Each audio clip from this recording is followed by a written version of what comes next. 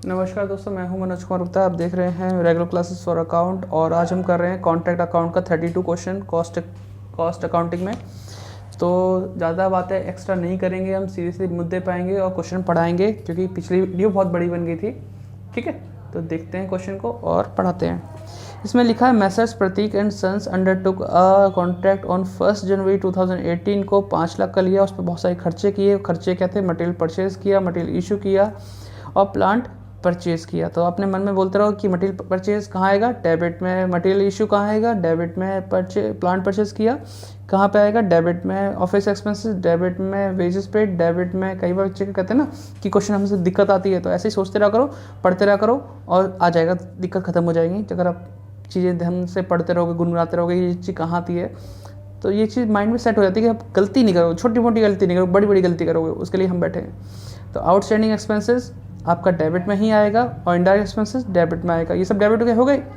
Cash receive हुआ 2,10,000 which represent 275% of work certified up to December 2018। तो ये cash मिला है और ये 75% वर्क सर्टिफाइड के बराबर है, तो हम वर्क सर्टिफाइड निकाल देंगे, डिवाइड बाय 75 इंटू 100 करके। प्लांट कॉस्टिंग दे रखा है 5,000। मटेरियल वैल्यू देखा 6,000 डिस्ट्रॉय ड्यू टू फायर, वही नष्ट हो गया, लॉस हो गया। प्लांट कॉस्टिंग कितना है यहाँ पे? 5,000। ये फिर से पढ़ रहा हूँ क्या? नहीं, 5,000 रिटर्न टू स्टोर 31 दिसंबर 2018 को रिटर्न कर दिया, तो वापस कर रहे हैं, डेबिट लगा के माइनस करेंगे इसे। Material costing 6,000 worth sold for 9,000। अब सोचो 6 वाला 9 में बेचा तो मतलब 3,000 का फ़ायदा उठा लिया हमने। अनसर्टिफाइड वर्क दे रखा है, this would be certified in next year 16,500। अभी 15,000 का, लेकिन अगले साल में तो 16,500 का लाएगा। लेकिन हमें अगले साल से मतलब नहीं, इस साल से मतलब है, तो हमारे लिए 15,000 ही इम्पॉर्टेंट है। मटेरियल एट साइड दे रखा है और डिप्रिशिएशन के लिए हमें दे रखा है 10% पर एनम। तो याद रखो मंथ का यूज़ करना है। कब स्टार्ट हुआ? जनवरी में स्टार्ट हुआ ये कॉन्ट्रैक्ट लिया, लेकिन हमारे अकाउंट क्लोज होते हैं कब? 31 दिसंबर, मतलब साल भर ही चला है, तो ज़्यादा कोई फ़र्क नहीं डालेगा हमारे ऊपर। और बोला रिजर्व हमें करना है कितना? 1/4 ऑफ प्रॉफिट रिसीव बोला है ना, समझ जाओ कि फॉर्मूले के साथ करना है, जैसे लास्ट क्वेश्चन में किया था। और transfer 3/4 of profit and loss. अभी हम 2/3 ट्रांसफ़र करते थे प्रॉफिट लॉस मानने के लिए, अभी अब क्या करेंगे? 3/4। जब लिख दिया है तो लिख दिया, तो वो करना पड़ेगा। नहीं लिखा होता कितना प्रॉफिट लॉस मानिए, तो हम अपनी तरफ से 2/3 जैसे हम वर्किंग नोट करते हैं वैसे कर लेते हैं। तो फिलहाल क्वेश्चन को स्टार्ट करते हैं। जूम आउट कर देते हैं। ये कुर्सी भी गलत जगह रखी, इसमें हिल रहा है, ऐसा बताओ। चलो देखते हैं, ना हिले। तो स्टार्टिंग करते हैं। टू मटेरियल परचेज से कितना था? 60,000। फिर हमारा है material issue to material issue कितना? 47,500। फिर है प्लांट परचेज। क्या ये दिख रहा है? हाँ जी, दिख पा रहा है ऐसे तो। प्लांट परचेज कितना था? 30,000। ऑफिस एक्सपेंसेस कितने हैं? 10,000। Wages paid 66,000। आउटस्टैंडिंग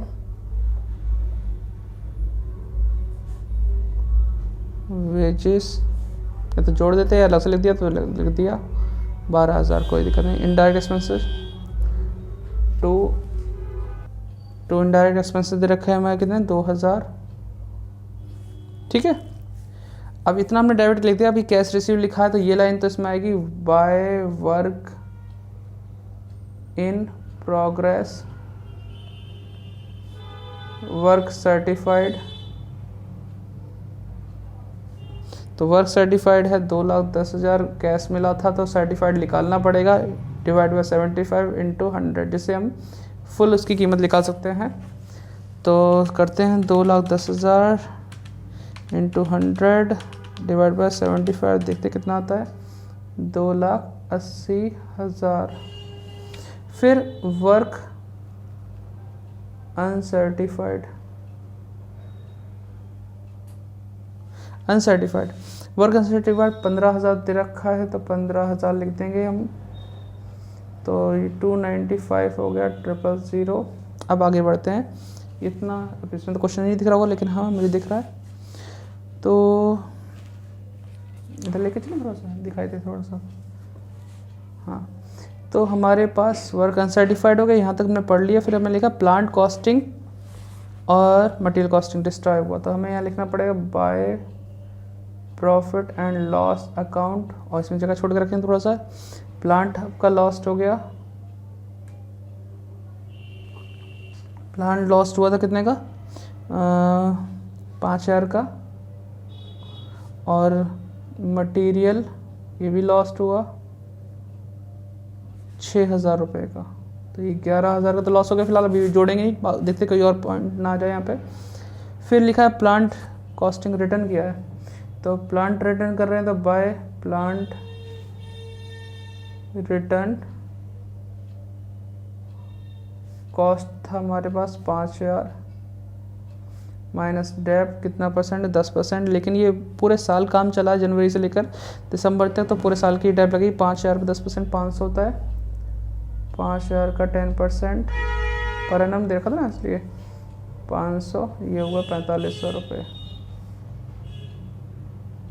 ठीक, फिर आगे लिखा था इसमें रिटर्न कॉस्टिंग, हाँ जी, मटेरियल जो था 6,000 वाला 9,000 में बेचा, 3 का प्रॉफिट हुआ। तो पहले हम लिखेंगे बाय मटेरियल सोल्ड। अब मैं ऐसे ऊपर नीचे क्यों करता हूँ, जहाँ पे जगह मिलती है उसे भरने की कोशिश करता हूँ, जिससे कि ज़्यादा गैप ना दिखाई दे। तो ये 9,000 में बेचा मटेरियल, और इसे मैं लिखता हूँ यहाँ पे 2।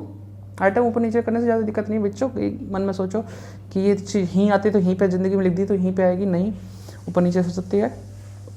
ठीक है, तो अभी यहाँ लिखो profit on sale of material. ठीक, मटेरियल तो 6 वाला 9 में बेचा, तो 3 का तो प्रॉफिट हुआ और 9,000 रुपये का सेल हो गया था। ठीक है, ये लिख दिया। और तो कुछ है नहीं हमारे पास। हाँ, मटेरियल एट साइड लिखा है, अब मैं यहाँ लिख दूंगा तो भी चल जाएगा, मैंने घिच पिच ना हो जाएगा, इसलिए थोड़ा सोच के यहाँ लिखा मटेरियल एट साइड। क्वेश्चन को अच्छा प्रेजेंट किया जाए वो बढ़िया है। अब मेरी राइटिंग ख़राब है तो क्या करूँ मैं, होती नहीं सही। तो ये भी हो गया हमारे पास, इसे भी प्लस कर देता हूँ। 11,000 रुपये का लॉस हो गया।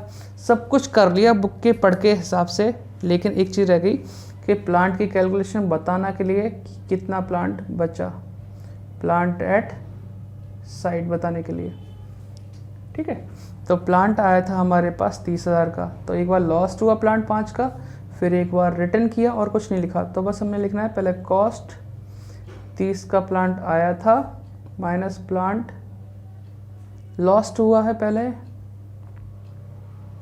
कितने का लॉस्ट हुआ, 5,000 का, 25 बचा। प्लांट रिटर्न हो गया 5,000 का, तो 20 का बचा। इसको यूज़ किया है तो भाई डेपिंग माइनस करना पड़ेगा 10%। 20,000 पे निकालूंगा 10%, 2,000, तो 18 का हिसाब किताब बच गया। देख तो पाओगे आराम से। इतना बच गया। अब मुझे करना है कि अब मैं टोटल करूंगा और balance C D B D के चक्कर में, तो सी डी तो मैं यहाँ निकाल दूँगा, बी डी मैं नेक्स्ट पेज पे करूँगा। ठीक, तो टोटल करते हैं इसका और फिर माइनस करते हैं, देखते हैं कि हम कितना करीब है आंसर के। तो 11,000, 9,000 और फिर 295, 000, 4500, फिर 8,000 और फिर 18,000। तो टोटल तो बैठा 345,500। चलो देखते हैं माइनस करके, ये लिख भी लेता हूँ 345,500, 345,500 वरना फिर दिक्कत होगी। 345,500 माइनस 60,000, 47,500, फिर 30,000, फिर 10,000, फिर 66,000, फिर 12,000, फिर 2,000, 3,000, आंसर 1,15,000। ठीक है, तो आंसर तो आ ही जाएगा, क्योंकि अगर आप गलती नहीं करोगे कहीं भी और सारी चीज़ चेक करके एक बार में कर लोगे। देखो कुछ बच्चे होते हैं कहते हैं एक बार कर लें दोबारा चेक कर लेंगे। आप हर आइटम को डालने से पहले एक बार चेक कर लोगे ना तो दोबारा चेक करने की ज़रूरत शायद नहीं पड़ेगी, ऐसा मेरा मानना है, मेरे गुरुजी ने बताया था। तो वो चीज़ पॉइंट मैं भी लगा देता हूँ बच्चों के लिए, मेरे गुरु का ज्ञान सबके काम आ जाए, उससे क्या बड़ी बात है, यही चीज़ होनी चाहिए। ठीक है, तो मैं आपको दिखा दूँ, आप नोट कर लेना, स्क्रीनशॉट ले लेना यहाँ से यहाँ तक का। अब नेक्स्ट पेज पे चलते हैं। मेरे फ़ोन में मेमोरी 1 GB रह गई, बस जितनी रिकॉर्डिंग कर सकता हूँ बस 1 GB तक की। फिर मुझे वीडियो अपलोड करना होगा, फिर डिलीट करना होगा, फिर रिकॉर्ड करना होगा नेक्स्ट न्यू वीडियो। तो CD से BD पा जाते हैं, बाय बैलेंस BD 1,15,000। ठीक है, ये आपको दिख पा रहा होगा उम्मीद है, हाँ जी। अब मैं इसमें से मानूंगा कुछ प्रॉफिट, जैसे मानते ना प्रॉफिट एंड लॉस के लिए। अब मैं लिखता हूँ टोटल प्रॉफिट, ये सब लिखता हूँ ना। तो एक बार करके देख लेता हूँ, 1,15,000 इंटू कितना था कैश रिसीव, 280 210, हाँ, अपन 280